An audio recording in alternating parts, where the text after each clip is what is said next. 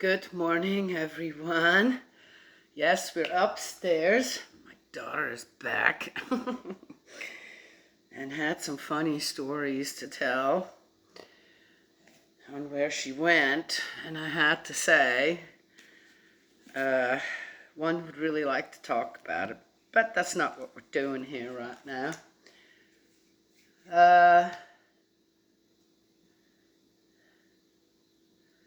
Yeah. She brought funny stories back from her trip. We laughed tears last night. So the children were really happy to see her. The dog was happy to see her. I think her dog gets constipated when she's not here.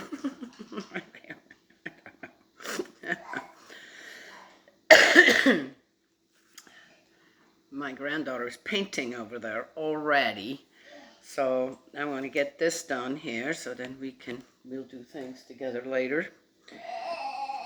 Right over there. Yeah. So we're in the first book of Chronicles 19. When King Nahash of Ammon died, his son Hanun became the new king. Then David declared, I'm going to show friendship to Hanun because of all the kind things his father did for me. Can you open it? Yes, I can. Yep, these children here get to paint with real stuff. It's much more fun to paint with good paint, huh? Yes, okay. Well, they're old enough for it. So David sent a message of sympathy to Hanun for the death of his father. But when David's ambassadors arrived, King Hanun's counselors warned him, don't fool yourself that David has sent these men to honor your father. They are here to spy out the land so that they can come in and conquer it. Whoa. I say, what kind of reputation did David have, huh? With all these people who also, outsiders outside of Israel would support him. Was it really for with the right reasons? Something yesterday after I thought of the passage we'd read then too was all the killing, even after everybody is conquered, there's, thousands and thousands of people are still getting killed, right? Yes, afterwards. Well, again, that way they have to, takes a while to build up another army or something. And I'm thinking,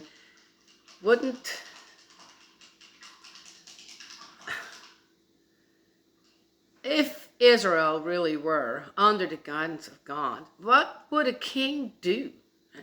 First of all, you try to find another way besides fighting. Obviously, he's here. He just wants to say, okay, maybe they're right about David. Sounds like I probably would be a little apprehensive too. Saying, okay, what kind of friendship does this dude actually want, right?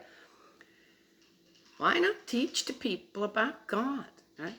Yes, witnessing, wouldn't that be considered witnessing? But that didn't happen. It's a real big power struggle that happened here in the Old Testament with all them kings. Yeah. Well, anyway, and the obvious distrust. Oh, and obviously Hanun's dad, who was Nahash, did not educate his son. Hey, David's a good king, okay? We helped him out a lot. We were really nice to him, and I think that you can trust him. So keep that alliance, right? Also for the safety of our people, right? In a way, right? But that didn't happen. The counselors were, because most of these counselors, no doubt, were also under his father's rule, counselors to him. So I'm just saying, what's going on here, actually, again? Right? Yes, David, how could David not be trusted at all? Or people didn't. So scared of him because he was so brutal. Well, anyway.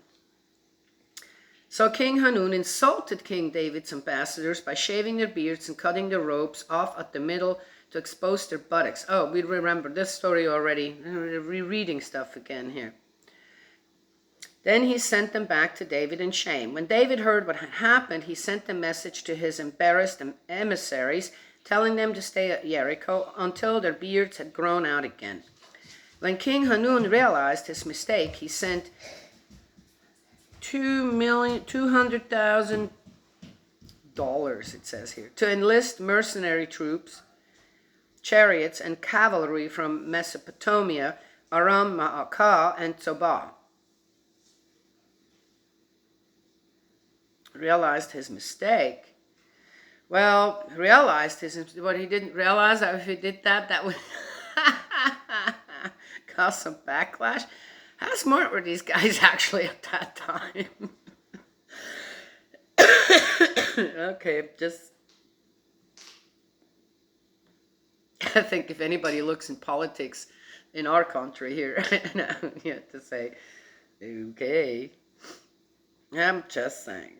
Okay, wasn't any better all them thousands of years ago, obviously. He hired 32,000 chariots, as well as the support of the king of Maacah and his entire army. These forces camped at Medeba, where they were joined by the troops King Hanun had recruited from his cities. Seems like there's a plenty of help that can be had if you pay for it. Okay. And they were willing to fight against David. Again, what are we not being told here? Okay. When David, if you want to be a king under the guidance of God, I would say you be what? Loving and merciful as God is? Then why would the people want to keep fighting you if you got something good to give? Yes? Yes, that's not the case here. I say, why in the Bible here is David continuously so exalted about, and how God's on his side, this and that? I think, really, when it comes down to it, the people around him tell a different story. Okay, just saying. Got to be honest about things. Otherwise, how are we ever going to get out of that cesspool of lies, right? And untruths and I don't know what? Okay. Sin. When David learned of this, he sent Joab and the mightiest warriors of Israel. The army of Ammon went out to meet them and began the battle at the gates of the city of Medeba. Meanwhile, the mercenary forces were out in the field. When Joab realized that the enemy forces were both in front and behind him, he divided his army and sent one group to engage the Syrians. The other group, under the command of his brother Abishai, moved against the Ammonites. Well, we already know that. If the Syrians are too strong for me, come and help me. Joab told his brother, and if the Ammonites are too strong for you, I'll come and help you. Be courageous and let us act like men to save our people and the cities of our God, and may the Lord do what is best. Okay. What got you into all this in the first place? So Joab and his troops attacked the Syrians, and the Syrians turned and fled. When the Ammonites, under attack by Abishai's troops, saw the Syrians were retreating, they fled into the city. Then Joab returned to Jerusalem. After their defeat, the Syrians summoned additional troops from east of the Euphrates River, led personally by Shopach, King Hadadezer's commander-in-chief. When this news reached David, he mobilized all Israel, crossed the Jordan River, and engaged the enemy troops in battle. But the Syrians again fled from David, and he killed 7,000 charioteers and 40,000 of their troops. He also killed Shopach, the commander-in-chief of the Syrian army. Then King Hadadezer's troops surrendered to King David, and it became his subjects. And never again did the Syrians aid the Ammonites in their battles. Ta-da! Okay. There you go. So, it seems to be all a bit of a repetition here. And it's told a little different, it seems, too. I might need to go back and compare a little bit what we read before and what... Again, why is this in here twice like that? Right? Why is that? Why was that needed? Why? It's like if they are separate books. If they would not be in one big book like this, it would just be one story told that way, and the other story, and the same story told another way in another book, right? Do you know what I mean? Copyright issues. Plagiarism. All right. Again, I think it was done. The people who put the Bible together, I think they quite realized the deep water that they could be in if someone were to actually study really well the whole Bible and say, yeah, we have a problem.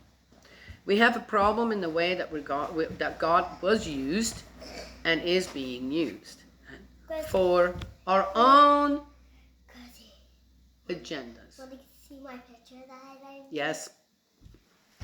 For our own agendas on how to make what? Violence, evil, sin, corruption, oppression, slavery. I could go on and on and on. Adultery. Okay.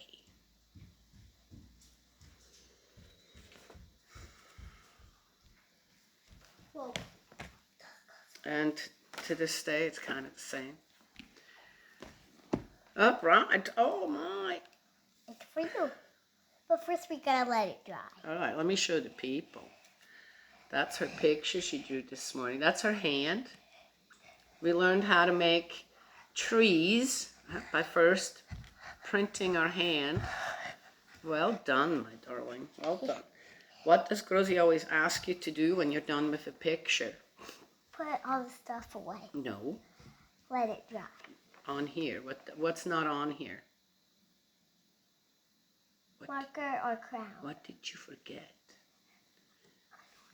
How do I know who painted this in 10 years? I might forget. I painted it. So, right. How do I know that you painted it? If you put what on the paper? Paint. Your name.